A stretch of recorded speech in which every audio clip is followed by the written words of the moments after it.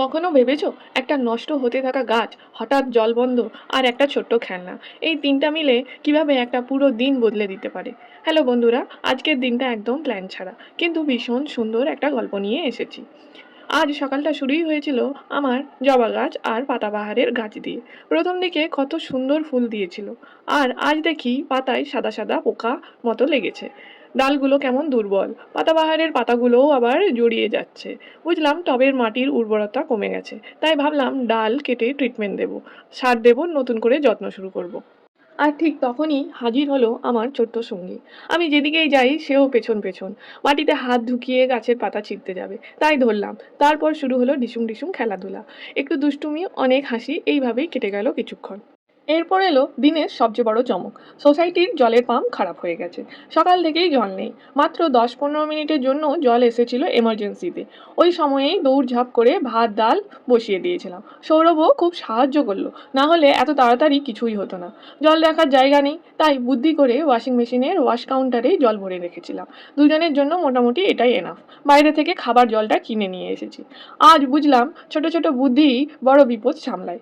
খাওয়া দাওয়া শেষ, জল নেই, কাজও নেই, তাই বই নিয়ে একটু বসেছিলাম। ঠিক তখনই এলো আমার পার্সেলটা। কিচেনের জন্য নতুন স্কোয়ার শেপের মশলার কন্টেনার সেট অর্ডার করেছিলাম। পুরোনো ডাব্বাগুলো সব আলাদা আলাদা সাইজের ছিল, জায়গাও বেশি নিত। এগুলো সমান সাইজের।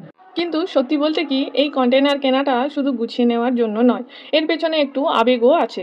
এর আগে যেই ডাব্বাগুলো মশলা রেখেছিলাম সেগুলো সবই আমার মায়ের দেওয়া। বছরের পর বছর ধরে জমে গেছে একটা একটা করে। আমি যখনই বাড়ি থেকে ফিরি, মা কখনো বড়ি বানিয়ে দেয়, কখনো শুকনো নিম পাতা, কখনো এমন কিছু জিনিস পাঠিয়ে দেয় যেগুলো এখানে সহজে পাওয়া যায় না। কিন্তু আমরা খুব খেতে ভালোবাসি। আর মা যেমন খালি হাতে তো কাউকে ফিরতে দেয় না, একটা ডাব্বা দুটো ডাব্বা করে খাবার ভরে দেয়। আর সেই ডাব্বাগুলোই ধীরে ধীরে আমার কিচেনের অংশ হয়ে গেছে।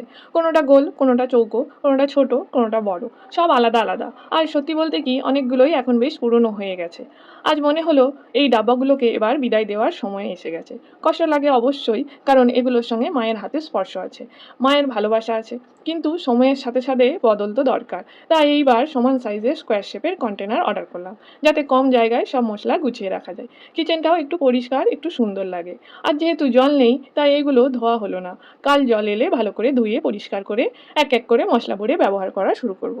তারপর সৌরভ বলল, এভাবে ঘরেই বসে আছি যখন, একটা কাজ সেরে ফেলি। গাড়িতে তেল প্রায় শেষ হয়ে গেছে, তেলটা ভরিয়ে নিয়ে আসি। আমি বললাম আমরাও যাব, একটু ঘোরাও হয়ে যাবে আমাদের। এভাবেই হঠাৎ করে বেরিয়ে পড়লাম। কোনো বড় প্ল্যান নেই, শুধু একটা বাইরে যাওয়া, এইটুকুই। তেল ভরাতে এসে হঠাৎ মনে পড়লো জ্যাঙ্কের খেলনাগুলো সব ছোটোবেলার। কিছু ভেঙে গেছে, কিছু আবার এত পুরনো হয়ে গেছে যে ওর সেগুলো নিয়ে আর খেলতে চায় না। আজকের জন্য এখানেই থামছি, গল্পটা কিন্তু শেষ হয়নি।